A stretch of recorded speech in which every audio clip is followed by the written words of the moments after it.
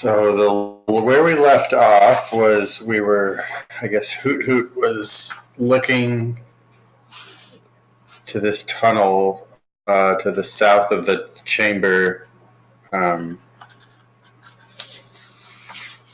where you encountered the tomb. Let me just see real quick where we were. The rough walls of the passage are interrupted by panels of smooth-cut stone that form a short tunnel roughly 10 feet long. Fresh blood is spattered around the top, bottom, and lower sides of this strange construction. So that's this square, like right there. So that tunnel right there is where you're at.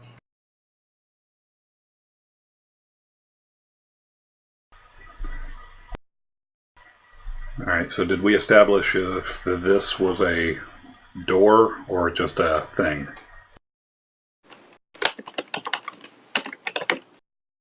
That right there, that's the tunnel that I just described.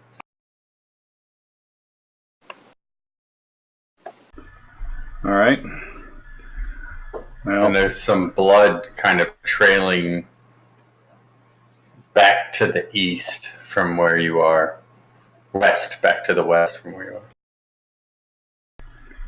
Well, I don't really want to chase blood. So I'm going to go ahead and move Hoot Hoot down to this area of the hallway and see if he sees anything.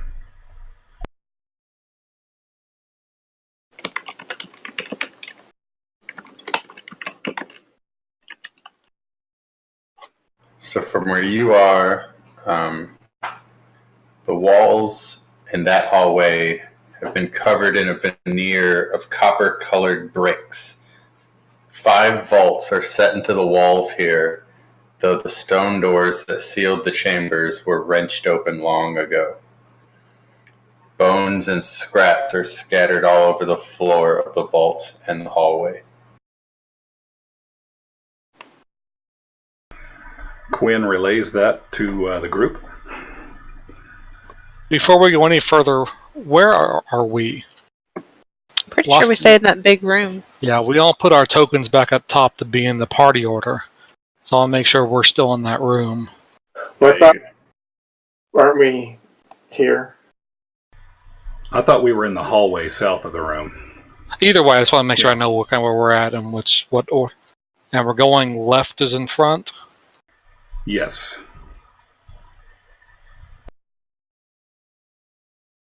Or we last time I thought we said we were following like 20, 40 feet behind Hoot Hoot. Yeah, that sounds familiar. I think however I far just back. couldn't remember. However far back we had to stay to not be seen. And not take a surprise. Okay, just making sure. Well then, from where you guys are, if he moves any farther down this hallway, and you guys get to that stone tunnel, let me know. I would like to move in and check for traps, check the floor. We're right here, right?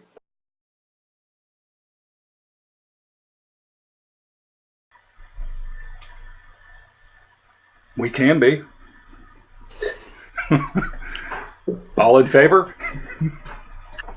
Since I'm blind and having to follow y'all just lead. All right. Well, I'm just here. Here's Hoot Hoot, right? So that's 20. So we'll just say we're like in order in that hallway. Yeah. That's fine. Yeah, so we're here-ish. Yeah. Okay. All right, hold on one sec. And Hoot Hoot. Since Raz is in front, we'll just use Raz's token to mark the party location. I think that's what we started doing last time, so. Okay. Raz. Let me check one thing to see if I can find something. Things got Shuffled around real quick. All right, while you're looking, I need to go AFK for about 20 seconds. All right, so then if you guys are, you said right here. All right, so a foul odor assaults your nostrils as you move through the passage, and the rough-hewn walls seem only to reflect and reinforce the stench. A moment later, a large pack of rats comes scurrying into view. So I need to retcon something because nobody could hear me. If I check for traps before we move into the thing, which is what I was trying to get across, can I do that? And if I succeed, will it change that outcome? Well, this is before you even got down there, so I thought you guys were still kind of hanging out in the room, and so this is sort of like as you move down this hallway. Okay, never mind.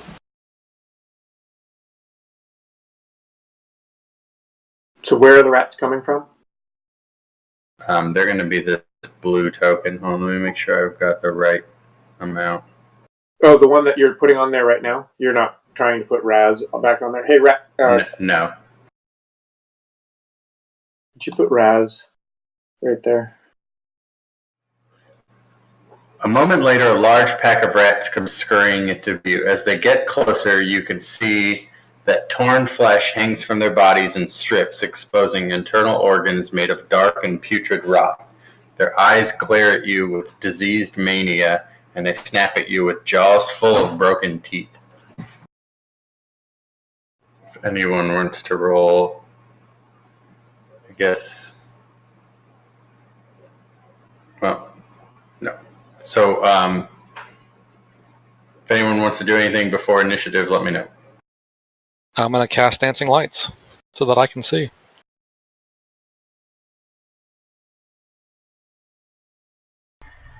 I'll have them move. Back slightly to there so that you guys can perhaps use. You're not stuck single file in the tunnels. Guess I'll go ahead and move my character down.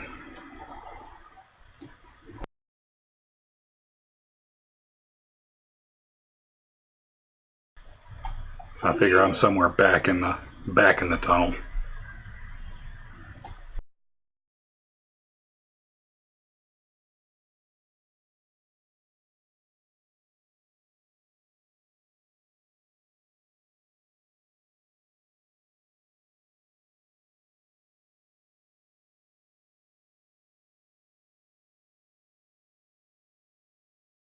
We'll squeeze in like that.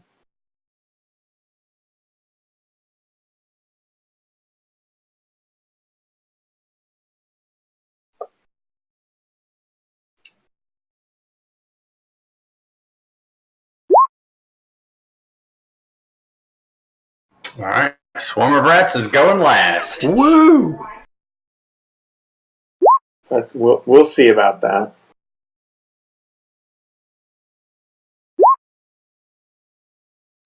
What are the circles on the map? Those are my dancing lights. Oh, right. Are you saying you would have been casting that as we go along? No, he just said we had a round to prep.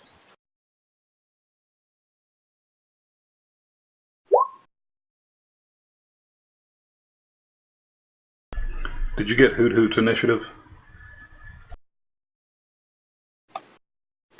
No. I don't see it. Okay, he rolled a 2, so let me see if I can get him on there. You both rolled 2s? No, I got a 6 and he got a 2. Oh, well, I got somebody rolled a 2. It's just not associated to a token.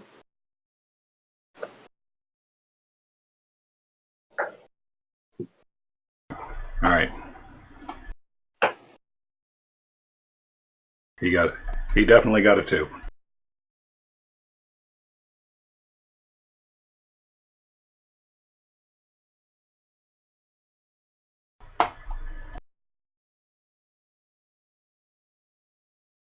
My goodness, I'm not last. All right. Corin. Now, is this just a giant swarm of rats?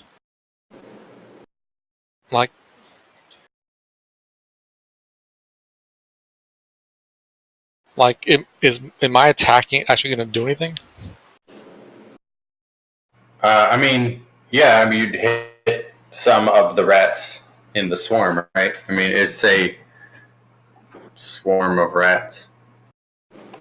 All right. Well, I guess I will move up to right there and take a couple stabs with some daggers. So it's a medium swarm of tiny beasts.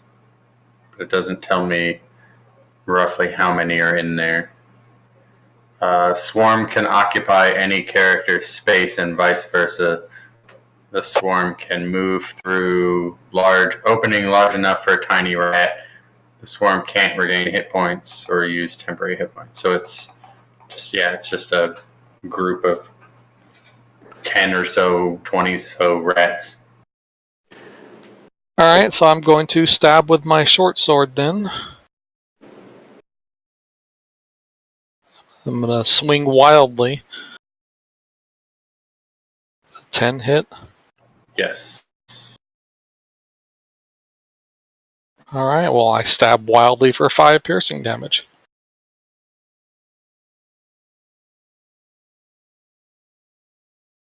And then I'm going to use my bonus action to disengage and move back to where I was at. And I am done. It's like a shadow strike.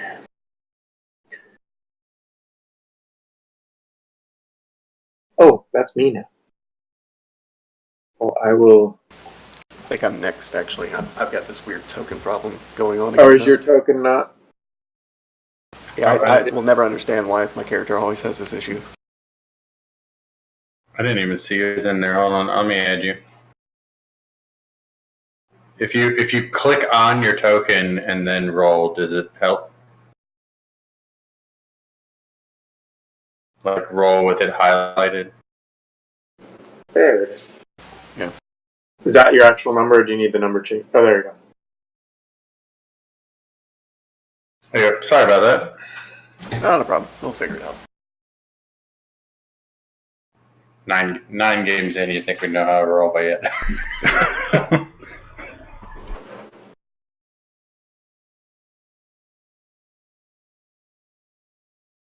You would think this works on rats, but I'm going to talk shit to the rats.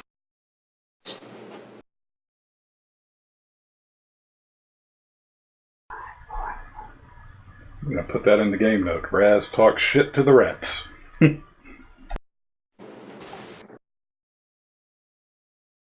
it must be the first time I've used it, because I actually don't know what the save is. Oh, wisdom save.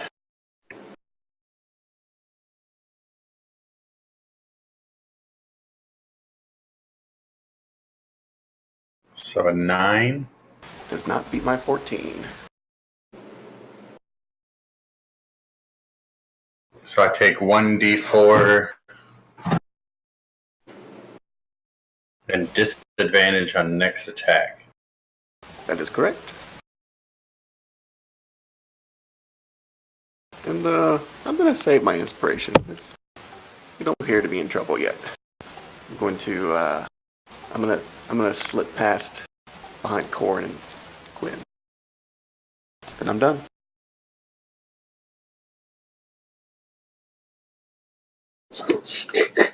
Everybody's retreating.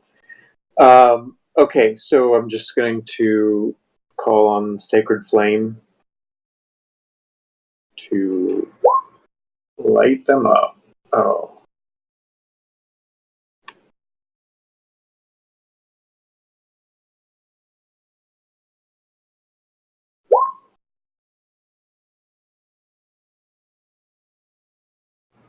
Hit.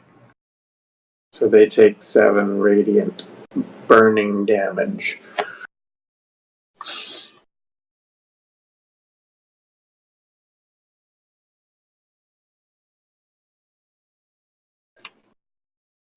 And I'm not going to move or anything else at the moment.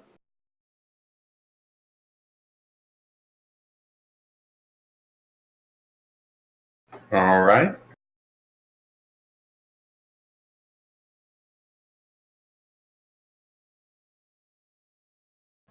So I'm gonna Okay, I'm gonna move up into range with them and try to smush them with my flail.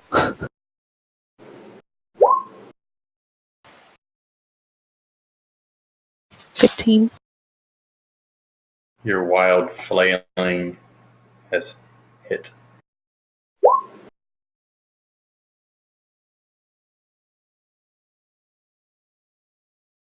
I'll just wildly smash as many as I can because they're really gross. Good strategy. And then I'll just stay where I am.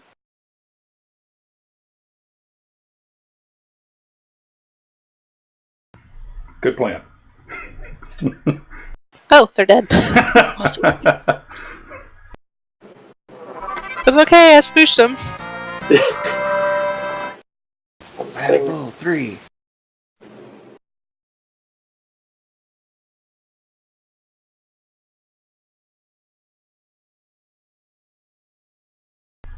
Well, that was the quickest we've ever gone through. I just want to investigate them a little bit and Yeah. So make sure no other packs of them are heading our way. So you look at them, and you can see that some of them are still kind of moving around, even though there's half a rat or so, and you kind of squish the remaining. Yeah, I want to step on them. You can tell sort of from looking at it, like you'll squish. There's one moving, and you stomp on it, and there's really no illicit reaction from them. You don't hear anything. There's no real what you would think you'd hear if you stomped on a rat. And so you're starting to put together that these might be undead rats.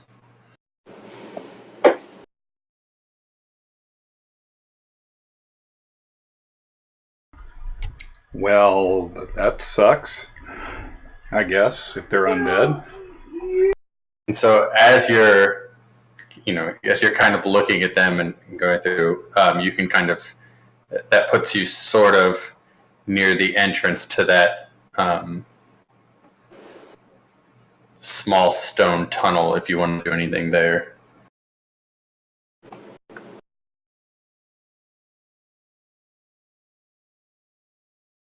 Do I see anything else heading our way?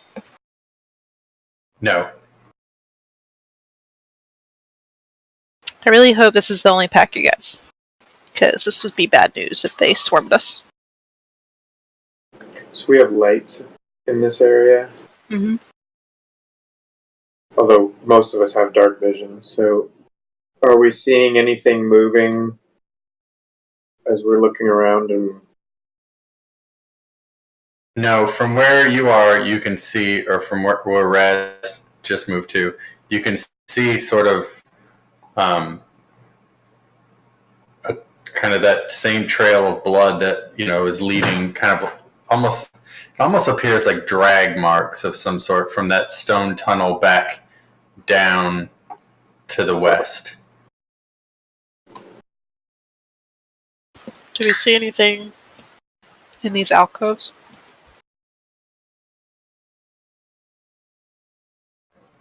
Most of the ossuaries here are empty. Their former contents scattered over the floor. One shelf, however, appears to be undisturbed. The cracked and yellowed bones are covered in a thick layer of oil. Amidst the mess, you can make out a silvery gleam. I pick it up. Whatever it is. All right, do we need to re-roll, or do we just want to keep the same order? well, Same order. Same order's fine. do we reset or? No, we can keep. Well, yeah. We can re-roll. Hold on. You grab hold of it, and it sort of moves, and you realize that you have grabbed hold of a gray ooze. Ew. Do I get like a... Oh my god, get it off attack?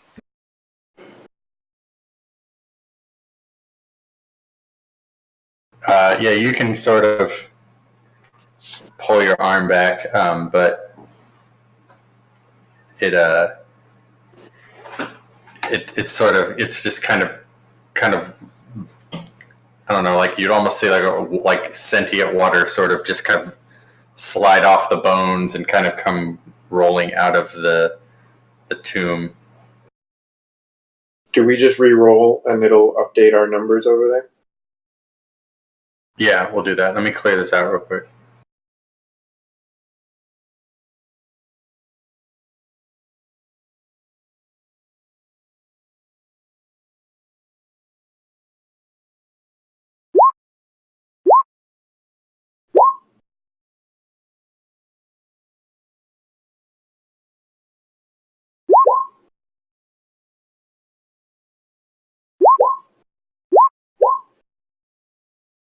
Raz initiative the hell out of that initiative roll. I think I've actually got initiative of 3. I think I was preparing for something, and I must have changed like an integer somewhere.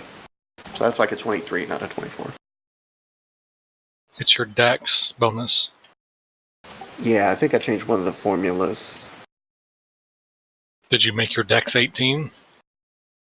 I did not. I was preparing for something for level 3, which Roll20 doesn't natively support, so I think I screwed something up.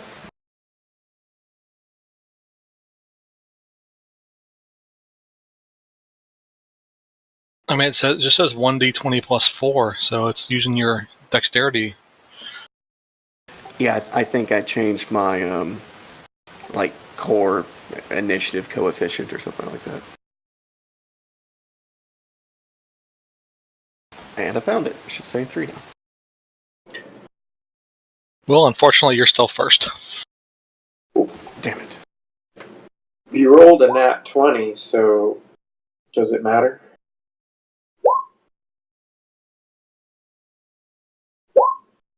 Well, 2 of them did.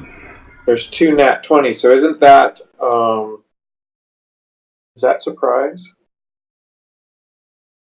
It doesn't mean anything for initiative.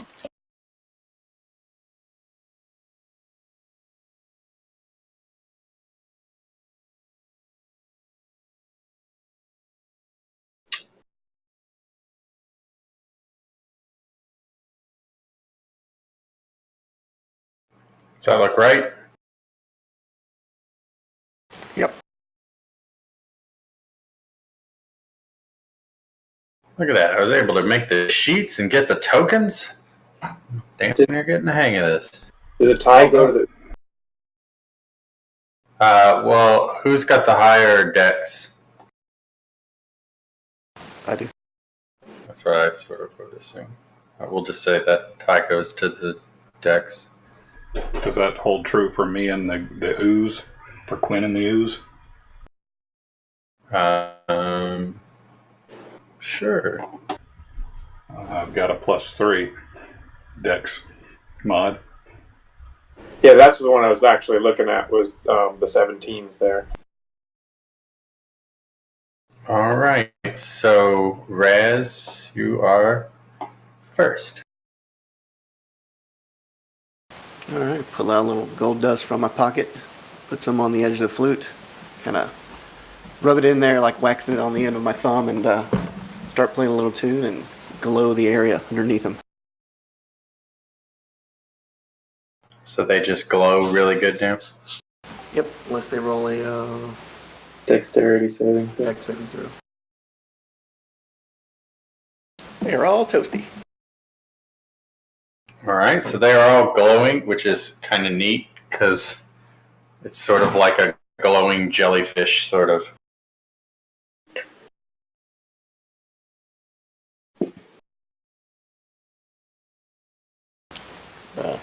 Move me. behind Eldon, and I'm done.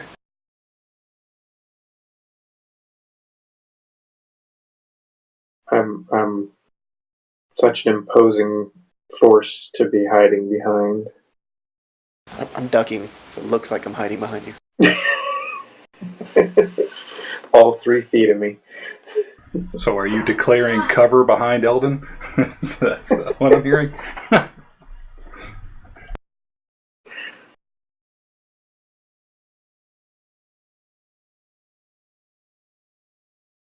Siona,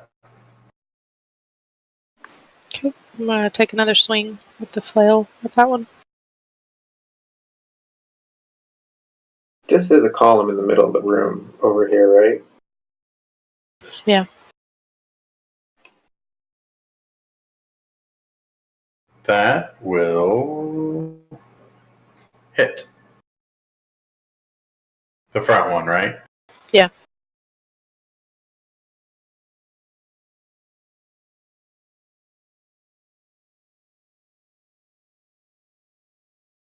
The flail sort of slams into the ground, and you can see sort of what you would imagine if you hit,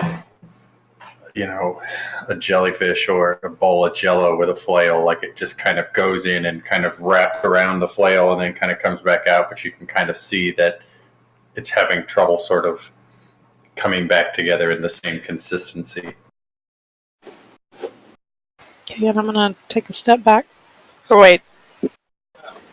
I'll stay there. And that's it.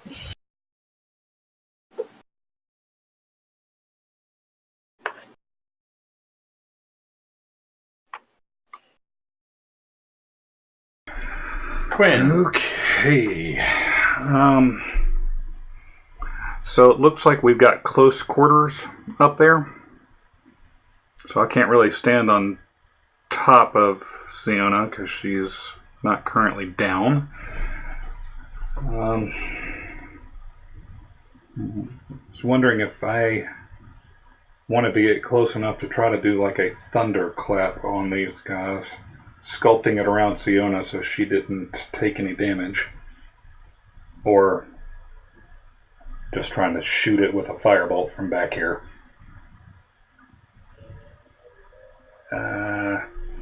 You know what? Let's go with the firebolt. Quinn's going to wave his magic gesture in the air and fling a firebolt at that front one. Yeah. Click that in. I'm assuming that'll hit. Yes. Shapow.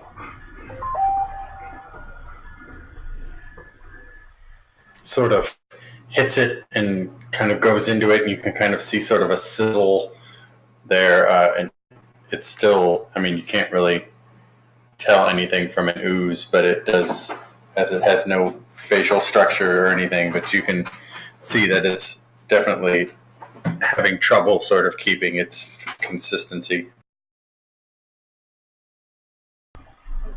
Okay.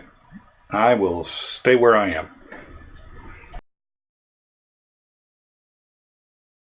So this ooze here will kind of ooze up this way. Move this guy down just a hair. He's going to move up this way and then take a swing. I don't even know what it is. Hold on. Let me see what the actual attack is.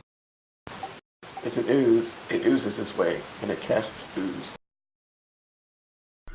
Ooze.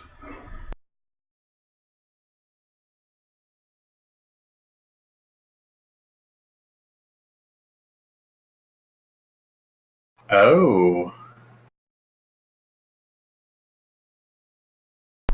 That sounds good.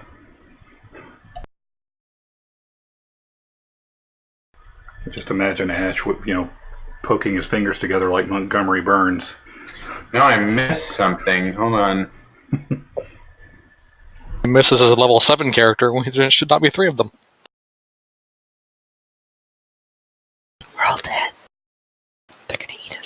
See on the step, the rest of us can run. Can we just say that going forward?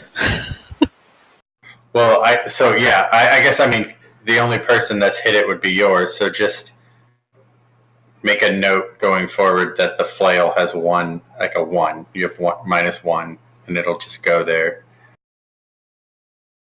So we don't metagame it. Is it safe to say that we notice her weapon is like steaming away as it hits? I'd probably notice it and I'd call it out, I guess.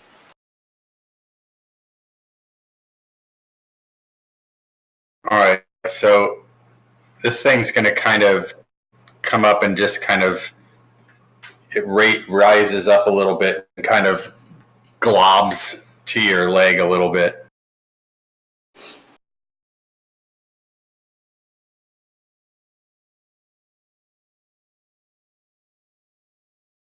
I'm going to click this. It may not be the attack. I'll see.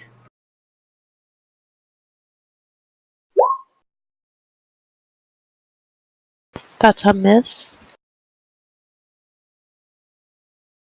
Yeah, I said. I guess it's only on hit, right? Let's see, Yeah. unblooded. Yeah. So, So you then, yep, you can kind of see, but you. I just kind of dance back and it misses. Yeah, and after you sort of look as you're globbing back, you kind of check the flail and you kind of rub your finger along some of the glob on there, and you can kind of see that your glove is kind of not sizzling, but you can kind of see like, ugh, something's wrong, and you kind of yell out, that these things are probably hazardous to the touch.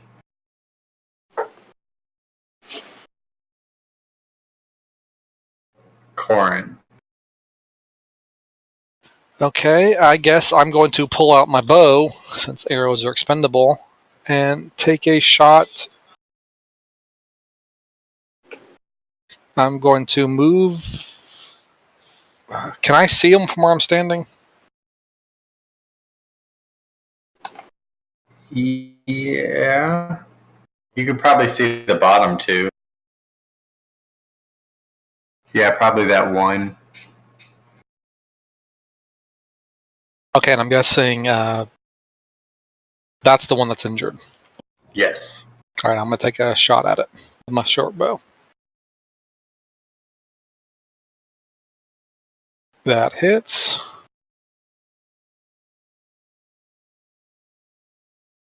So 8 damage and sneak attack so 14 damage. So your bow goes into it, and it kind of just turns into sort of a puddle and just kind of sits there, but you can kind of see the arrow in the puddle, like the fletchings on it are sort of sizzling and in there. So, but it's dead. The feathers are slowly dissolving, I should say. Alright, and as a bonus action, let me check to make sure I can do this.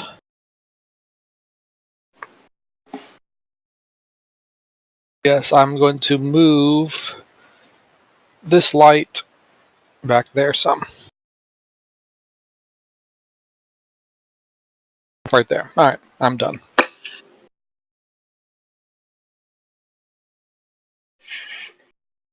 All right, Eldon.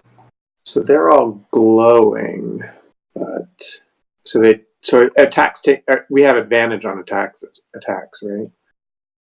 So Yes. okay, I'm going to move here, and it says metal. Would we know what that means about cloth and leather? Wouldn't apply. Okay. Wait, all attacks have advantage. Okay, never mind. You're right. I would say we wouldn't know because we didn't know the metal thing happened. So you don't see the feathers dissolving, you just see the tip of the arrow dissolving. My bad. I just saw the acid sort of treated everything like that, but yeah, it's just the metal at the moment. Okay. So is this one undercover for me, I guess? inside this alcove, or No, he's not in the alcove. He's just sort of at the right. He's like right there. oh, okay. So He just kind of moved up around the other one. he's the most front one then. Yeah, because they came out of this one here. Okay. No, I just want to make sure my attack can get to that one, because I'll do the one closest to Siona with my. So I've moved a step or two forward and casting my Sacred Flame on the first guy. So he needs to dexterity save. I take it that would be a hit. Yeah, he massively underdid. So let's see. Give me a 1d4 roll.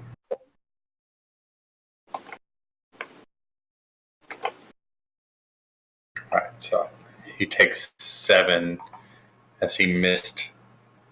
It didn't crit him, but it hit him super square. Some nice heat in that radiant damage. And then so I've moved as a bonus action, I will cast my Shield of Faith on Siona, which gives her an additional +2 to her armor class. Yay! And I'm good right there. So for your first hit, Siona, because of that,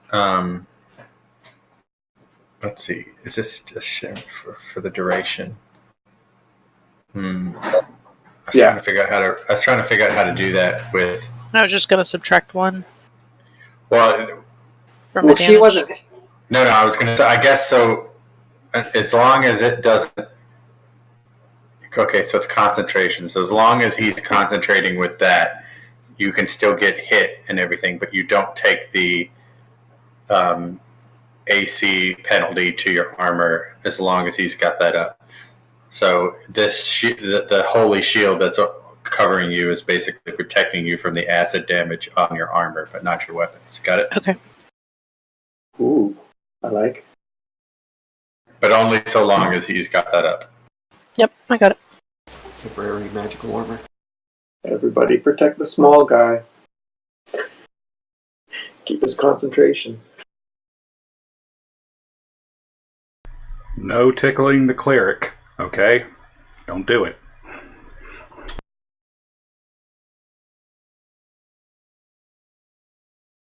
I'm just going to swap those because I can't get any finite control on this closer than the grid.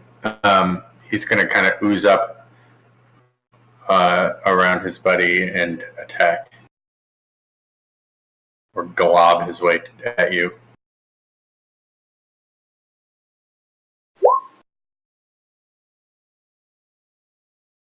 And miss wildly.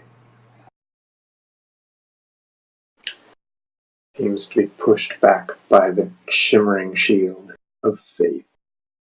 It corrodes itself.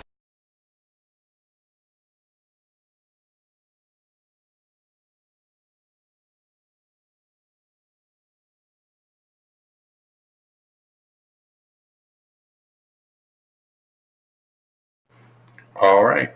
Hoot Hoot's turn. I think Hoot Hoot's just gonna flap out and stay over here. Watch R6. Yeah, he's gonna keep an eye out and focus on this hallway, making sure nothing's gonna come up from behind. So, just taking guard, is that a thing? I'll just say that's what he's gonna do. He's gonna be hyper alert and stay here.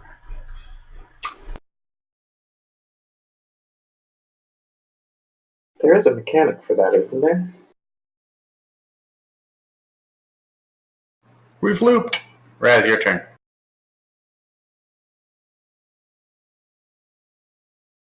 I'm just having a really bad day and feel like cursing, so I'm just going to curse at pretty much everyone I see.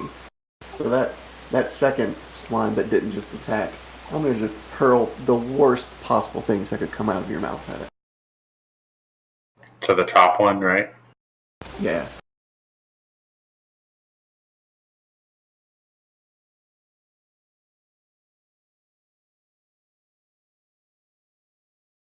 Rank the bolt.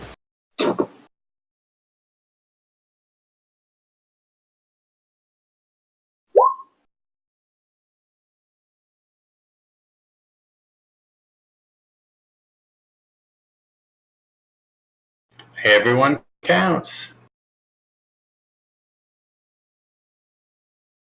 So he has disadvantage on the next attack and advantage still on everything that attacks it, right? Yeah. Anything else from where you are? I'm gonna hand over one of my spare daggers to Corin. It seems like maybe you can have some use with them. So I give him a plain dagger plus 0.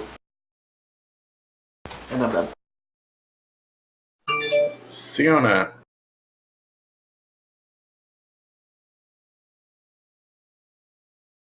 No, it's 1 second.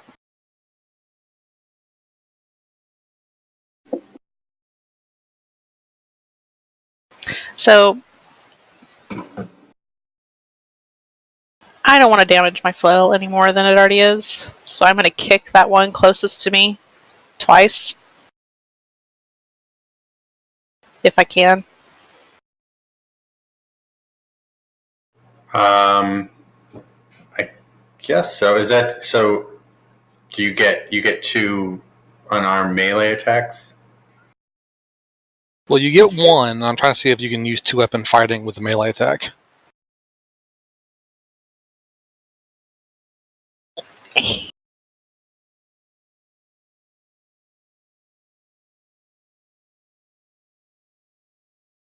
To the player's handbook.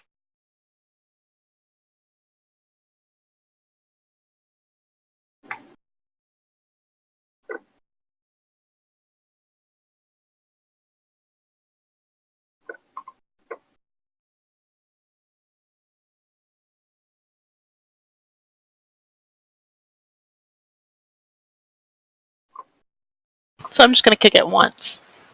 Okay, I'm kicking it once. I don't really know how to do that. Just roll with use your longsword to do the roll. And it does 5 damage. So it just automatically does 5 damage. 1 plus your strength bonus. Oh, okay. 5 damage.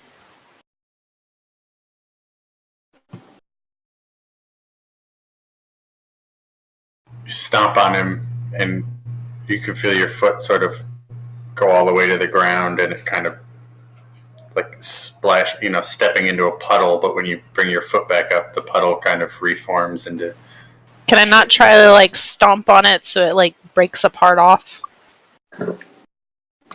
I guess that's changing it from a kick. That's fine. Okay. It's still sort of a sentient thing, but yeah. Let's see. Did you want to move at all? Don't they get attacks of advantage on me? Opportunity, whatever. Yeah, I'm gonna move. Unless you can do the disconnect. Can she do the disconnect thing too? Everyone can disengage, but it's a normal action for everybody but me. So I couldn't have kicked if I was gonna disengage.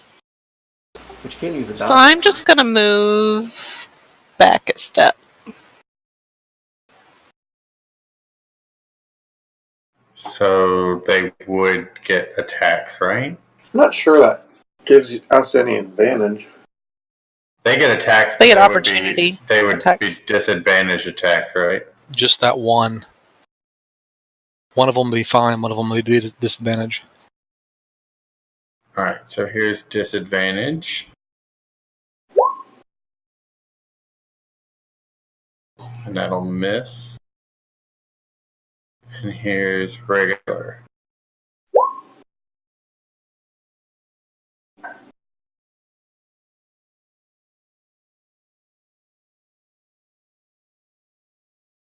Which one was the disadvantaged one? The disadvantage was the first one, right? Is that what I said? I can't remember what I said. Unfortunately.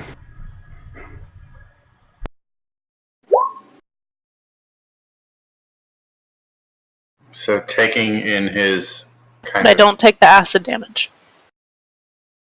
Because we said I don't get hit by acid. You take the damage is the same, but your armor is just Oh, okay, it's just unaffected. Yeah. Okay. I've magically imbued your armor, but All right.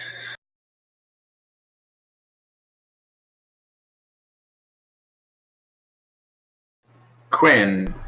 I have an idea, but I can't remember how we haven't done cones in a while, so we need to work through it real quick. I'd like. Can I move where?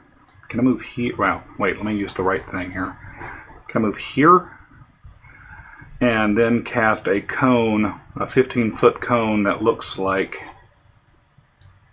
starting from this edge, like I think it's a 15-foot cone that looks like that would hit both of those guys. Is that how that would work? So you want to be Basically, I don't between Eldon and Siona, basically. Yeah, I want to be. That's fine. Here, but I don't want to be where I can give them an attack of opportunity. I don't want to have to disengage.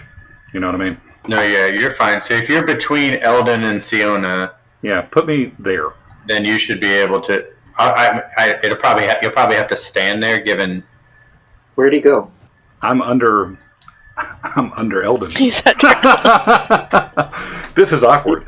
People behind me, coming up underneath me. What's the deal? We'll say, but I'm going to say you're between them.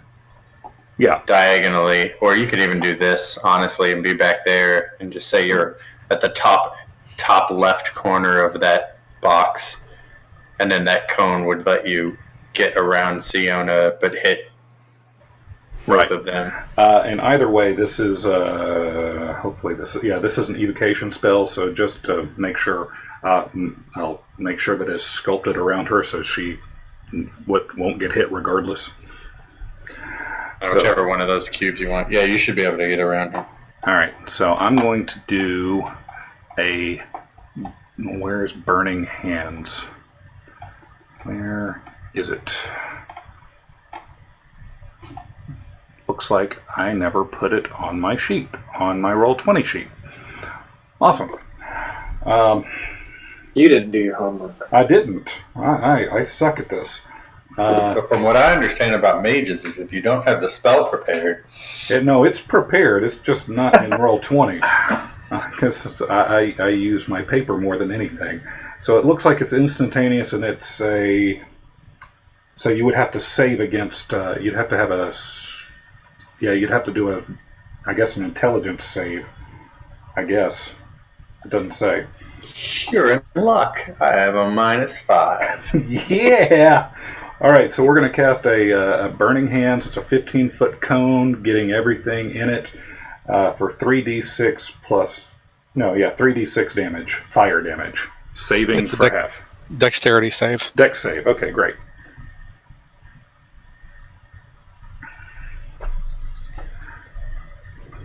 So that'd be a 14 and a 5.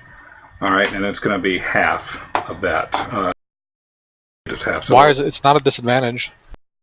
So they're both 17s. Because he has an advantage to attack? On attack, not on saving throws. Yeah, we have advantage on attack, and then there was the disadvantage for one defense. So that's on there. Yeah, I thought saving throws sort of counted as attacks. All right, so if they both saved, so they take half of 13. So that would be 6 fire damage each.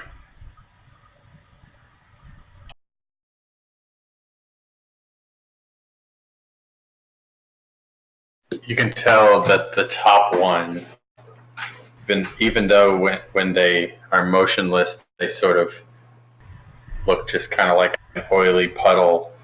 You can tell that top one is in a bad way. His puddle is having a hard time remaining puddle shaped. All right, and I'm gonna move back towards. I'm gonna step into the pile of undead, rat curry down there, and in my turn.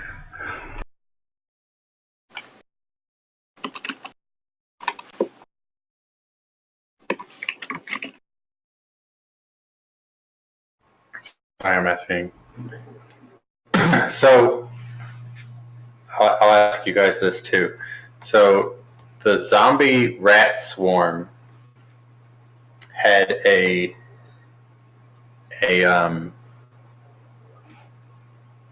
don't know what you call it, not an attack, but an attribute or whatever that said if you ended in the same square as it for when you ended your turn, something happened. Now they're all dead, but the thing was called undead stench. Would that persist the swarm's life, given sort of that they're undead? Does it have a length of time that it lasts, like 1 round or something? Because it would already be over if it does. Any creature that begins its turn in the same square as the swarm of zombie rats must succeed a DC 10 Constitution save, or be poisoned until the start of their next turn. On a successful saving throw, the creature is immune to the stench for 24 hours. So it would seem like it might... Seems like it's when they're alive. I didn't know if maybe the fact that it was the undead stench would still persist the death. I was just curious because he said he ended it on the same turn, so it was just one of those, like, I figured I'd kind of... They're not undead anymore, now they're dead. So they just have a dead stench. I mean, I see the argument. I mean, if you wanted to go for flavor and say that it's still there, I'm willing to roll with it, even though that sucks for Quinn if I missed the roll. But I think we did kind of conclude the battle and say that they were kind of smashed into bits with Siona's flail. So they're kind of quivering, but they're kind of no longer a threat. Yeah, that's fine. I figured it was an interesting opportunity. I like the flavor of it, and if you decide to go with it, I'm game. But although it just says poison, so it doesn't really tell me what that means. We can figure out that later, though. So. We need to retcon.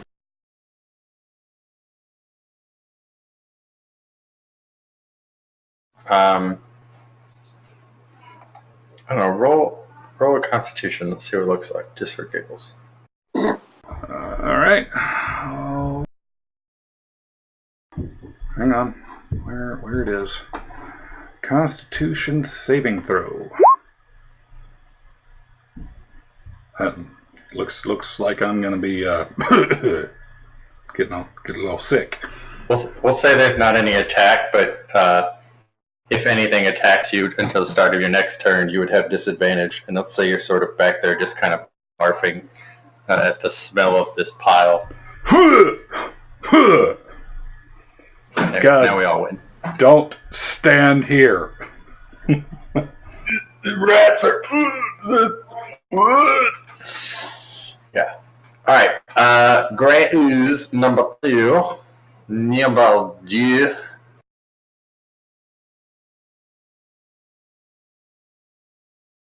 He's going to move up there and glob at your shoes.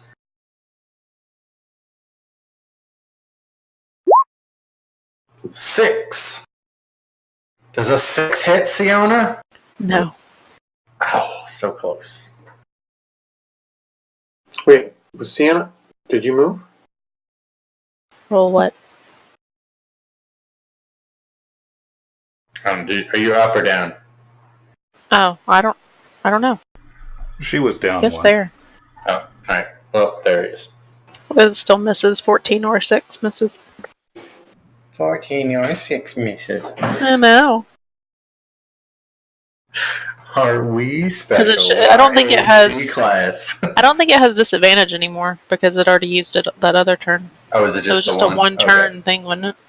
I didn't know if he'd attacked since then, but yeah, we're fine. The opportunity attacks. Oh, would that have counted for those? Yeah, any attack.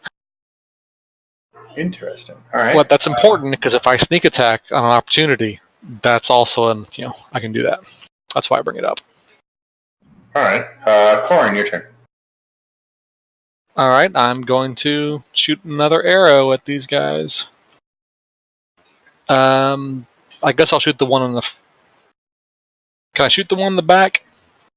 Yeah, I can see that. I'm gonna shoot the one in the back.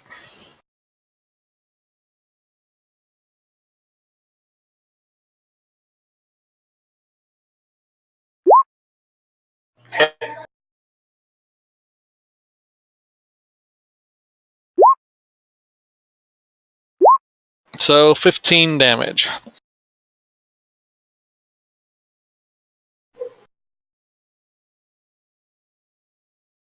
And he is having trouble staying puddle picked. Eldon, your turn. Well, one right here. Well, let's see. Does either one of them look more damaged than the other that I would notice?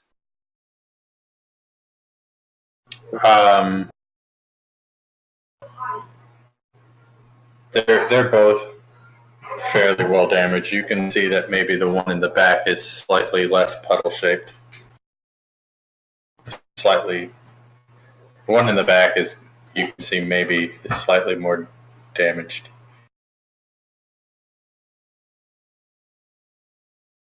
Okay, I'm going to try and finish. But they're both very, very unpuddly.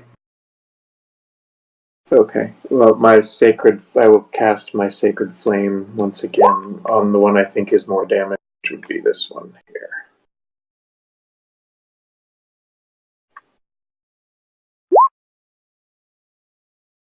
I don't think that's going to save in either case. A 0 doesn't win? Shocking, I know. It's 0. What is that? KO with a -2 penalty. Oh, that's nice. You rolled a 3 and a 2. So it takes 8 radiant damage. The one in the back or the front? Sorry. You said that's the one I'm sensing is more damaged. So I'm thinking I try and finish it off with a to try and. And then I'm not moving or changing anything, so I'm maintaining my concentration on. All right.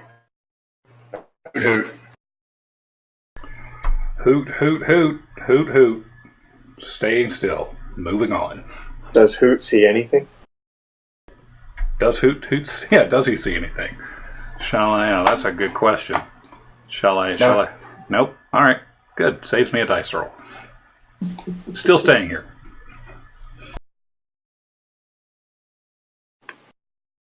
You definitely do not see anything coming up behind you. Raz, your turn. Just because you don't see it doesn't mean it's not there. I'm going to take this big, ugly spear I've got and just, chuck it right through the middle of this first one. And just, I never really wanted this spear. It was just for fun. Let's see what happens. Let me get within 20 feet of it.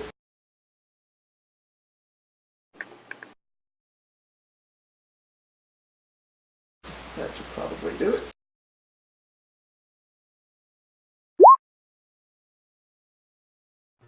Hit. I'm not even proficient. Go spear.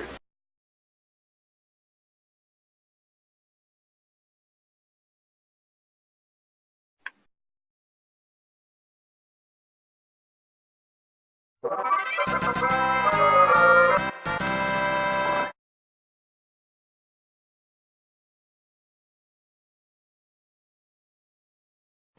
the oozes have been defeated.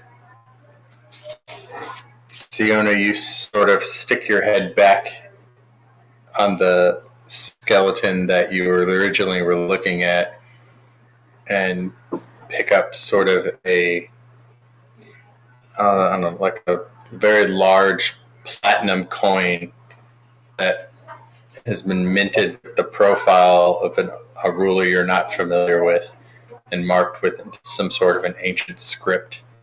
You get the feeling that to the right collector, this coin is probably worth about 50 gold. I'm going to put that in my pocket. After I wipe, if there's any ooze or anything on it, wipe it clean. Are you going to show that to us?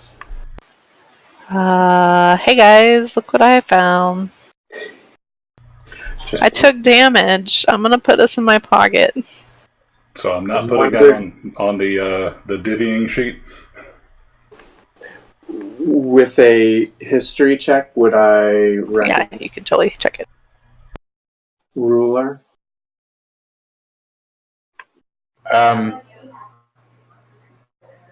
No. You get the impression that it's some ruler in this land that probably came after you left, but you're not sure. So, as you're checking these alcoves, Siona, I'm going to move you for a sec. Before I do that, I did want to use cure wounds on myself. Right. Cure your wounds. As a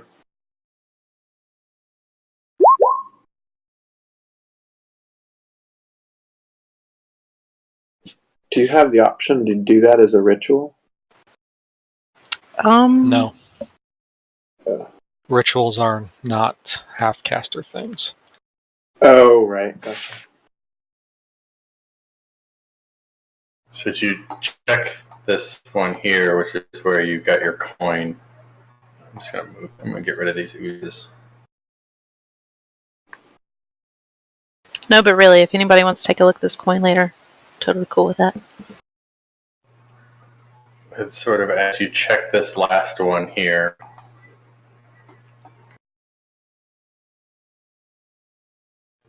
Let me see. I'm not even going to put it on there. So from this side here, which is sort of where that blood trail had been kind of going towards, a creature crawls out of the alcove towards you as though clawing its way from a nightmare. Dry, parchment-like skin is stretched over its skeletal features, while its lower body is crushed by a mass of bloody gore. The thing lets out an inhuman cry and crawls towards you with bared teeth bared wide, with wild eyes. So it's coming towards me? Yeah, it's crawling like this way. So like a skeleton or? Roll perception.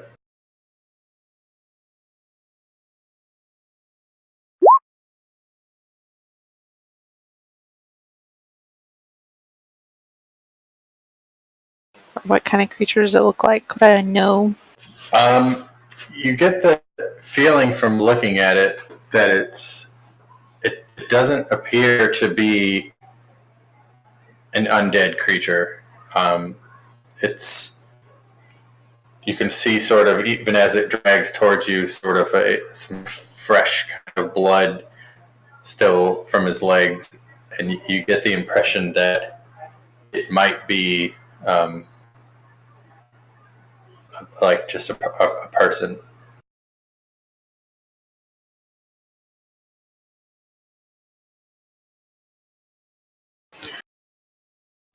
call out and say, "Who are you? Are you okay?"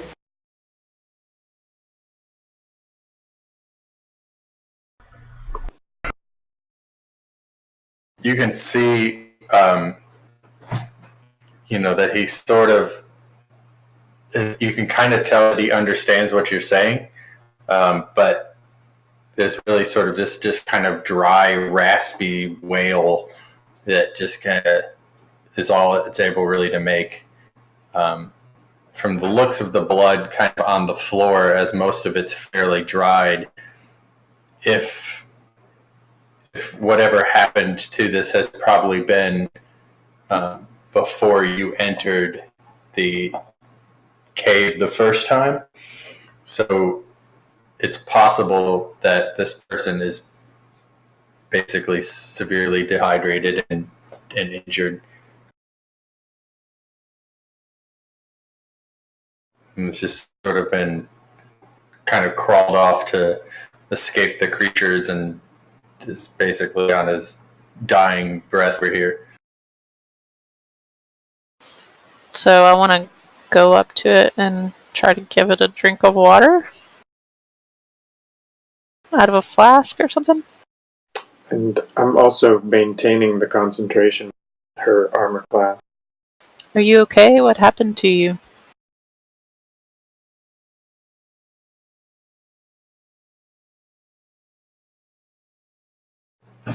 He's sort of. You can kind of get some water in him, and he's just kind of grabbing at you and kind of pulling himself towards you, but again, he's just sort of got this wild-eyed look in his eyes as he sort of kind of claws his way at you.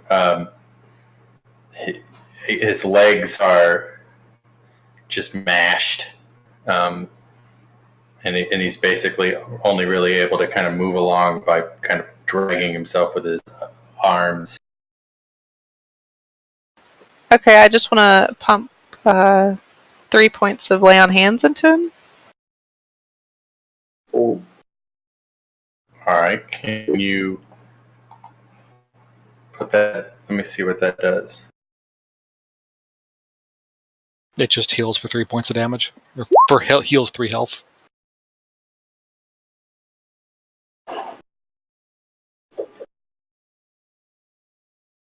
So I can see how when you cast Cure Wounds, that is a healing class, right? Sorry, I was yelling at Will. What did you say? Well, when you did Cure Wounds, I can see that that's a healing. I'm thinking this is a healing type 2, right? Yeah, it's a heal. I healed him for 3 points. Well, there's cure and there's healing, right? she can do one or the other, and she's choosing to use. I'm choosing to use it as a healing. Yeah. I cured him. I healed him for 3 points. You can use it as a curative for poison. I got you. Sorry. Poison and diseases. Okay. So. Okay, I'll read kind of this here. So it says, despite its appearance, this creature is not undead. It's actually Rowan Quickford, the tracker from Nettleton that was hired by Lord Blackmore to find his son and dispatched before you. Rowan had something happen to him in that tunnel where you see the blood, and has been hiding out ever since. He was badly injured and mad with pain, his legs and lower body destroyed, but it could only be restored by powerful healing magic. A cure spell would stop the bleeding and the pain, but his legs would be useless. But a heal spell is required to enable him to walk again. I don't think that's notes for us. If he was ignored, he'd crawl slowly after the party, begging for help, and if not given magical aid, would die shortly. But since you laid hands on him, I'm going to say that I don't know how you see it, but the wounds on his legs kind of heal. and he's able to sort of move again, and he can kind of sit up, and kind of gains his kind of mental acuity now that the pain has sort of died off. He's kind of talking to you and just thanking you, and he gets some water, and he's kind of shaking.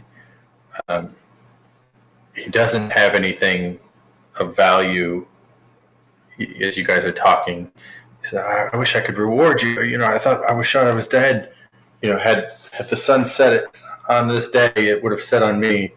I have nothing I can give you. I came here after Willett, and you sort of tell him that you had saved him. And so he's relieved to sort of figure that out. He basically tells you that he had found sort of where he believed Willett was being held, and was trying to make his way towards him when he set off a trap in that stone area, and his legs were crushed. But with this information, he sort of gets it from you and gets some water, and he says he's going to make his way back to Nettleton, and you sort of tell him that you can't go with him, but kind of give him, maybe a ration or something to kind of set on his own. Had you found him? No, well, he's got his legs now. His legs work. It's the power of the Lord. Praise Jesus. You do know that the heal spell is a level 6 spell, don't you? I don't know. It says a cure spell or a heal spell. There's healing. There's a spell called heal. That wouldn't make any sense for this, because this is only a level 1. That's what we were talking about. Like that spell is like for level 13 characters. Why is it mentioning it? I don't know. I'm gonna say lay on hands fixed him. Awesome. You used divine intervention and used your Tony Hound powers and said, "You're healed. Walk again." And sure enough, he was able to do it. Thank you, Tom Cruise. Thank you. You maybe as you were laying hands, sort of sprinkled some of the seawater on him and said some divine prayer, and somehow the water, the restorative power of Umbri, restored him to life. But he basically thanks you and kind of makes his way up to the north. You kind of tell him the path you took to get here. So he kind of backtracks out and you heads towards Nettleton. Had you found him before you rescued Willett, he would have told you where he thought Willett was hidden.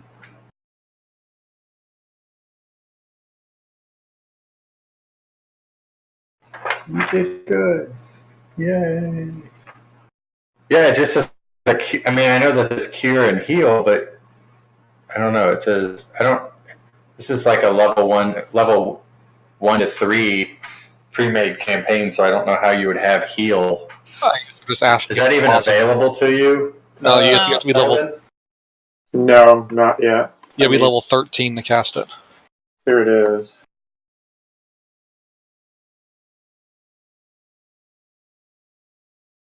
I mean, it's pretty big spell.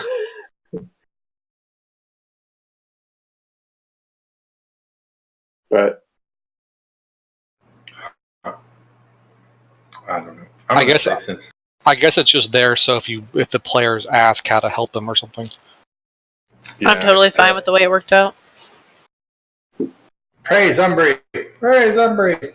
You've now converted. He's going to go spread the word.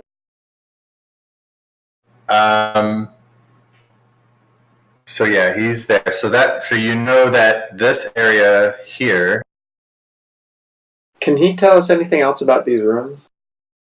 He doesn't know much. He came in through the first entrance that you guys have not come in through, and basically made his way down. He didn't go through the crypt. He went around the side here, and then got as far as that room, that place where Quinn is sitting, and then set off a trap that crushed his legs. So that said, did we check for traps here? You have not, but now you know one's there. Yeah, can I check for something? Me and my perception.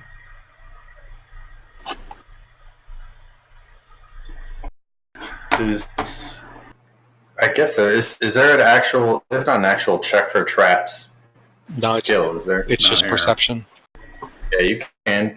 I mean, you know it's there, so I guess search around. Hang on, I'm trying to get my character sheet back up. All right. Percepting. Tell me what it says. You sort of, you're kind of very lightly kind of touching anything, and you can kind of see that the one of the stones in the entrance there is kind of loose on the floor. Like you're able to sort of jostle it just slightly, and so you get the idea that you get the impression that there's a pressure plate there that sets off the whole thing. So, guys, I found a pressure plate here that seems like it might set off a trap down to this southern room. We want to try to disable it, or kind of. It's small enough that now that you're aware of it, you should all be able to step over it fairly easily if you're. Well, we know how that worked out. We know how that worked out last time. We clearly saw the tripwire and still managed to knock it over. But his lights are still up. He shouldn't trip this time. I don't know how I would disable a pressure plate. Can we back away and use what is the hand thing and trigger it? Or no, let's just step over it. It seems he said we could step over it. Let's step over it. Y'all are making. Let's not overcomplicate. There's one of two. There's one of two things. Either he just said we could get over it. Quit. Moving on. The lights are on. Quinn's moving. You guys can. So yeah, this is back where the walls here, kind of in this one, are beset with copper-colored bricks. 5 vaults here all have kind of nameplates over them, but the bones and stuff are sort of scattered into there. You can kind of check each one if you want. I would like to move up here, and can I check for traps on this door, on that one? The doors are all open, so So you're going to so the large sarcophagus that fills this small vault seems undisturbed, though its stone is now chipped and discolored. An effigy carved into the lid portrays a lean, full-bearded man with hands drawn to his chest, clasping the hilt of a large sword that lays upon his body. As you watch, the stone's eyes flick open, and the effigy roars, "Who dares impede the slumber of Lord Greyborn? Come further, and you will partake my rest, willing or no." The stone creature sits up, staring at you with dead eyes, readying its sword. Well, hi, Lord Greyborn. I'm Quinn. Didn't mean to disturb you. Can I just move on and leave you be? Said the wizard as calmly as he can.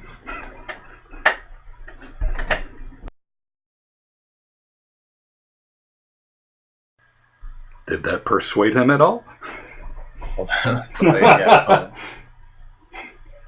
With my complete lack of charisma? So you say that, and nothing happens. It doesn't really react, and so you just kind of, this weird, uneasy kind of truce sits, and for way longer than you'd expect. But after about a minute or so, the stone statue kind of lays back down and disappears. The illusion disappears. You get the impression that the illusion, that it's a magical illusion set up to dissuade grave robbers. Well, you can see that I'm dissuaded. You can see that the sarcophagus looks like it was being used as a hiding place for something, as there's bits of food and some various non-magical trinkets. But whatever was in there is not there any longer. So I'm not the only one who saw that, right? This wasn't just me. Who are you talking to? Quinn is talking to the group.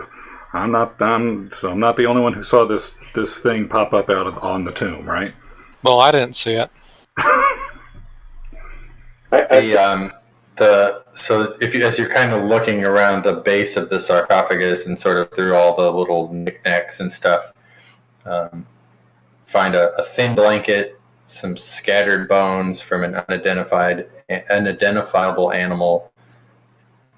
Weirdly, a large tiger eye gem worth about 20 gold, and a crude wooden figure of a snake coiled around a skull.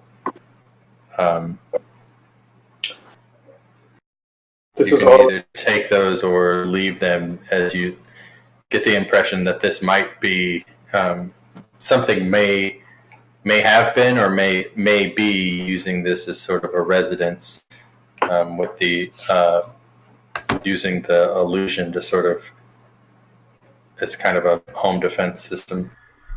So can we grab that stuff without, is it within easy reach? It's kind of, it's basically, if the sarcophagus is in the middle, there's like a foot or so around each side, and it's sort of at the back behind it. You find sort of a little, I don't know, like a hobo camp basically back there, and it's sort of in that stuff. What do you think? Take it or leave it? I say leave it. Moving on. That's all I needed to hear.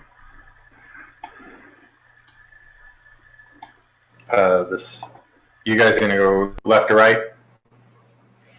The stone. Let's see. There's an open stone coffin in this room. So the name on that, above that tomb, the old one said Lord Greyborn. This one says Oscar Greyborn.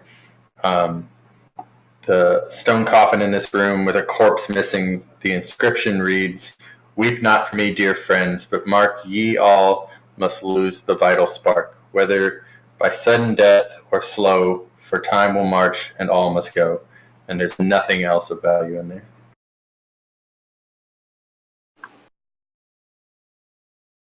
Well, okay then. Moving on. The next one says Mary Greyborn. There's a closed stone coffin here. The inscription on the coffin reads, "Mary Greyborn had death whose harvest in each hour, but stopped to view this lovely flower. In pity he turned his sight away, and left her for another day. But ruthless he mowed on, alas, and fell withering like the grass." Inside the coffin, I guess there's nothing inside there. If you peek inside, there's just a old bones and clothes. So there's nothing in there other than the corpse. In the corner of the vault is an old rusty iron bracelet and an old hand mirror with many cracks. The bracelet is worthless. A casual glance at the mirror suggests that it's too cracked to reflect anything accurately. Well, I don't want that. And Quinn just moves on.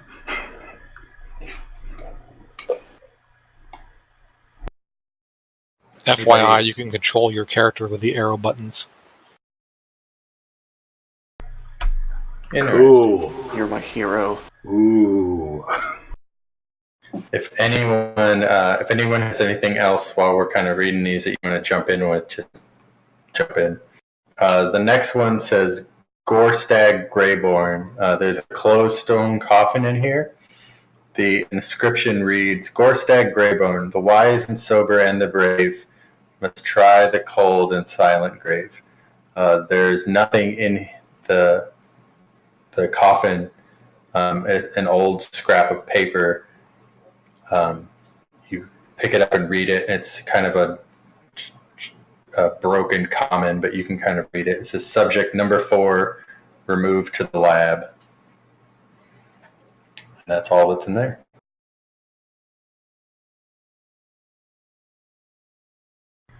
The last one says Jessica Greyborn. There's a closed stone coffin here, and the inscription reads, Time was I stood where you do now, and viewed the dead as you do me.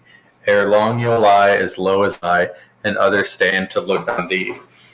Inside the coffin, you just find basically bones, nothing of substance in there. Nearby to the coffin, you find a small stone box, approximately 8 inches by 4 inches by 2 inches. So sort of a large kind of cigar box kind of sized. There are no visible seams on the box, and it is quite badly chipped. You sort of give the box a shake. You can hear a rattling sound from within. You kind of turn the box around and see an inscription on one side in a very flowing calligraphy script. It says, My double points in one by iron bound. I struggle with winds, fight with seas profound. I search the waters and bite the ground.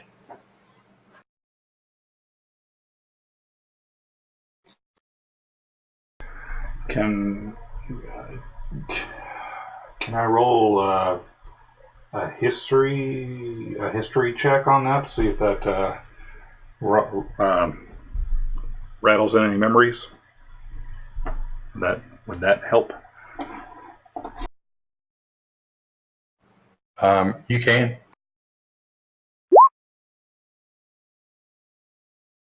Can I history the shit out of that? You don't recall anything from that's. I mean, that's not ringing any particular bells, but you do know that sometimes objects like this or things that are prescribed or written with a sort of a riddle or something of it. That's sort of most you can kind of tell. Can we reread the riddle? Yeah, I can type it in real quick if you give me a sec.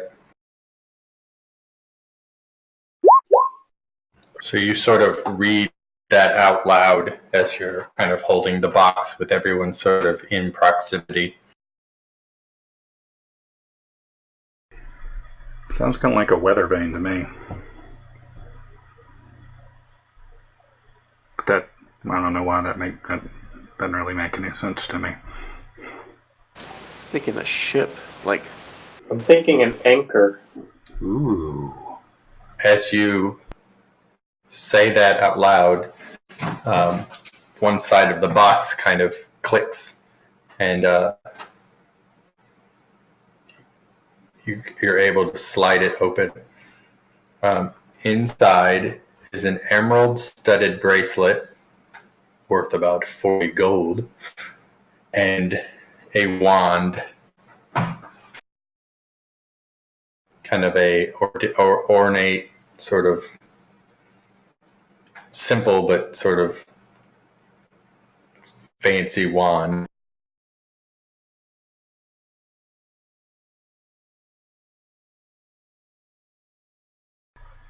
Okay, for the wand, would we want to identify it? Can we? Can I do my identify ritual on it to learn what it does?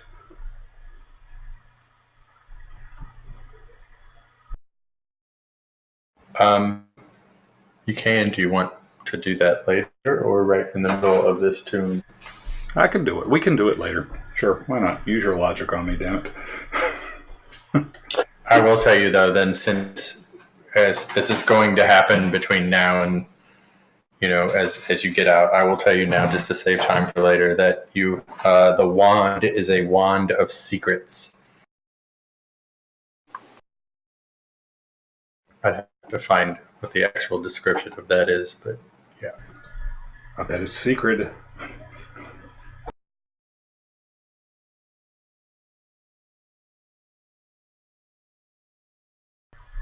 So, If you find something in the, I have a compendium. I just don't know what it does here. I'll just copy this text. It's in the whoever gets this. It's in the lookup. So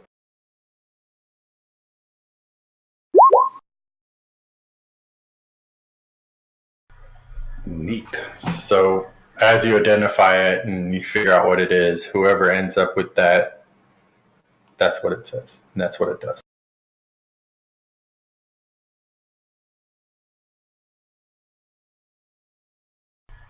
So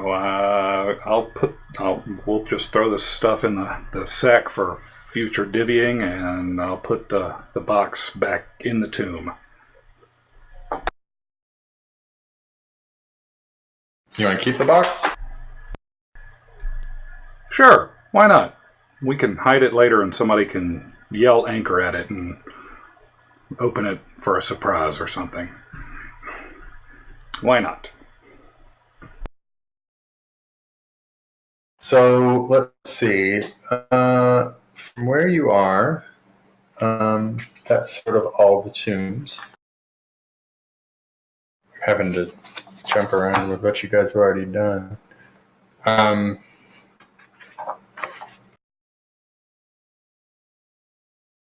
So from where Hoot Hoot is, he can see here.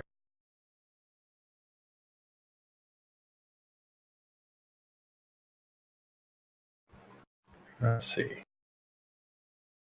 Can I just move him up if it makes it easier? I'll just move him. I don't know why it's not letting me. Oh, it's because I'm on that tool. Right here.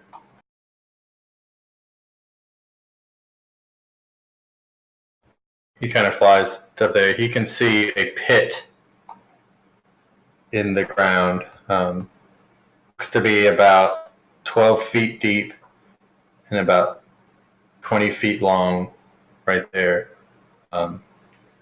It's uncovered. In the bottom of the pit, you can see that there's some sort of substance, kind of a murky, oily green substance that's there.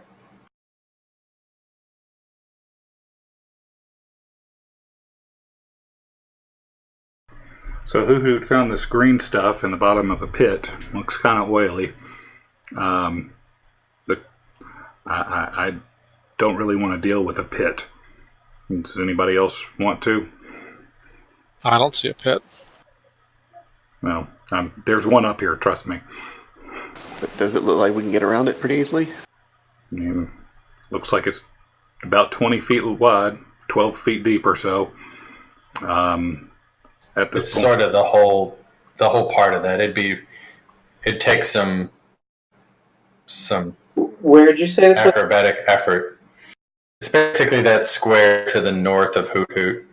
Oh, this spot right there. Yeah, that little triangle. That little triangle is basically, or that little square there is basically it blocks sort of the whole path there.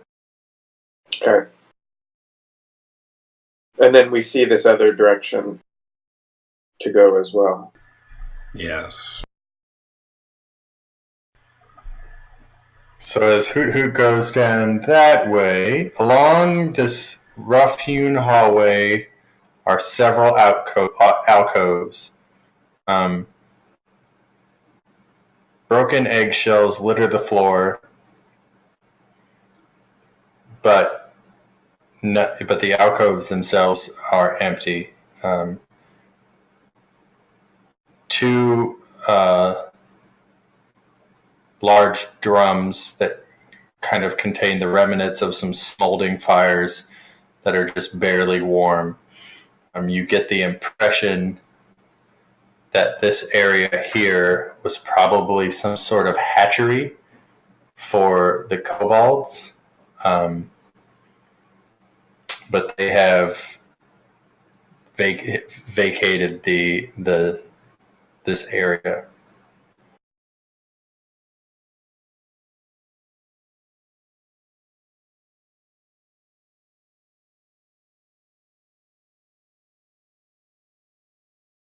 All right.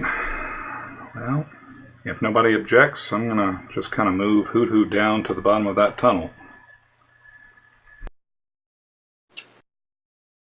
How far do we want to be behind Hoot Hoot?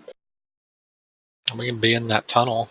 It's fine from here. You should be fine for the rest of this. Most of this had kobolds in them, but since they've kind of cleared out, you get the impression that this was sort of the kobold living areas down in here. So as you kind of come up into this next big room, the long, wide room is decorated with elaborate mosaics and bas reliefs of various religious. The scenes depicted seem overly religious, and various gods are represented. Along the far wall are 5 vaults, their doors long since gone. Tattered rags and piles of dried grass line the floor. Some small boxes and piles of various knickknacks are scattered throughout the room. You get the feeling, Quinn, since you're kind of hooked up to him, that this room was used to perform kind of last rites and embalming of those that might have been entombed in the vaults when this was an actual keep. However, you get the impression that this was the main kobold nest. And you can tell sort of from looking around that the area has been kind of hastily vacated.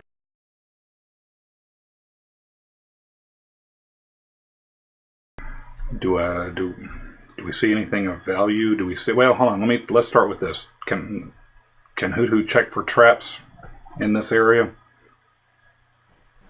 Roll perception.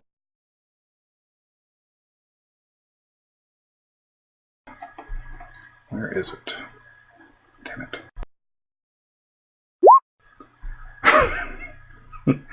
You might as well just fly into the floor.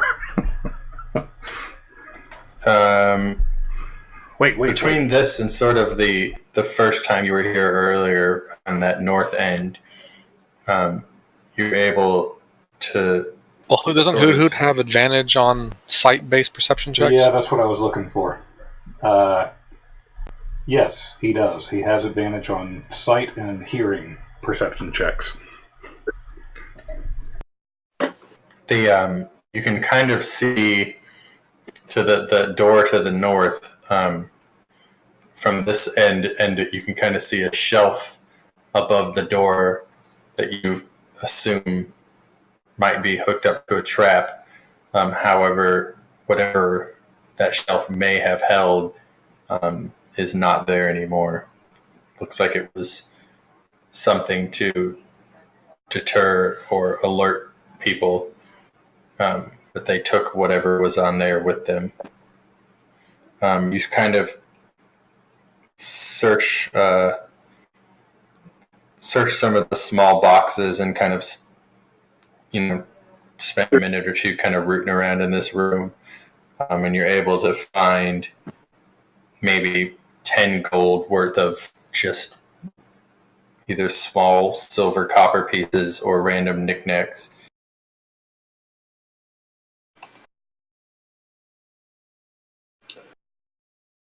Those squares are dancing lights. Yeah, it made squares instead of circles this time.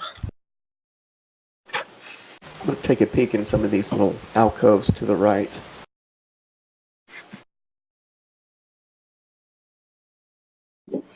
Yeah, that's so. Searching through those, that's kind of where you find the various kind of knickknacks and stuff that are there. It looks like this is where the kobolds lived, so you can tell that this has been a well-used area. So they all kind of hastily took off, but you're able to kind of kick through some of their stuff and their blankets and what they didn't take.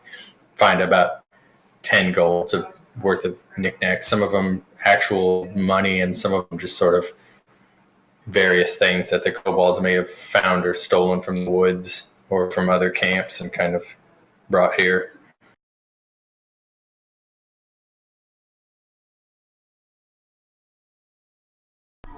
So nothing else to see here. Really, we've rooted around. Yes. Yeah, hold on.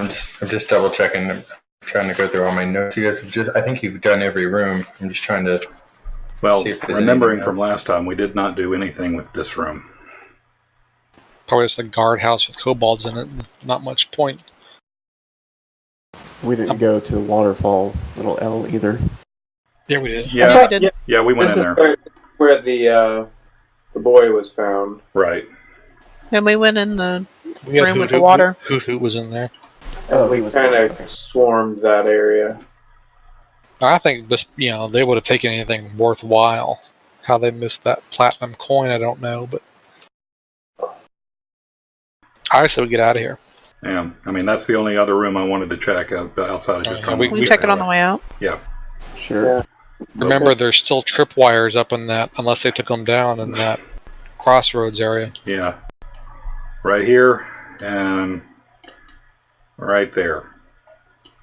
We took care of this one. You guys are able to kind of sneak your way out. As you take a look in that room, you're not sure what was in there. You find a couple of empty vials and some stuff that it appears that something was in there.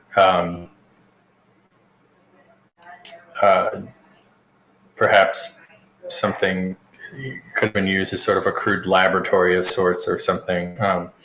But the materials in there seem to have been more meticulously packed up, and it doesn't appear to be as hastily abandoned as the other ones, but there's nothing in there. The only thing in there is maybe an empty glass vial, maybe kind of it fell and broke, and maybe a small table, but nothing really else in there. As you guys come out, it's sort of a early morning, mid-afternoon, as you guys have kind of cleared this out. You guys are able to kind of saddle up and consult your map. Let me see something. We don't need a map. Sienna knows where we're at. She knows all the maps. Such as the Iraqs. So the horses are okay, though, right? So as we come out, the horses are there, and Yep. what's Horses are there. Doesn't appear to have been anything. You don't perceive anything as you come out, and you guys are able to sort of get on the horses and kind of consult your map and head towards the area known as Aldenburg. That's marked on your map. I meant to get this better copy of this and minimize, so I'll have that for the next time. And you're looking at it, you realize that it's going to be, a couple days ride through the woods. You can kind of follow some of the small paths or not, your choice, but it's going to take a bit to get there.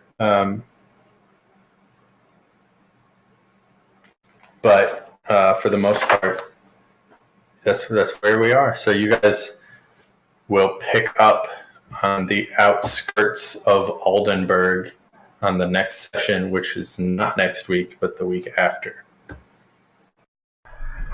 Yeah, I totally forgot that I had prior plans next week.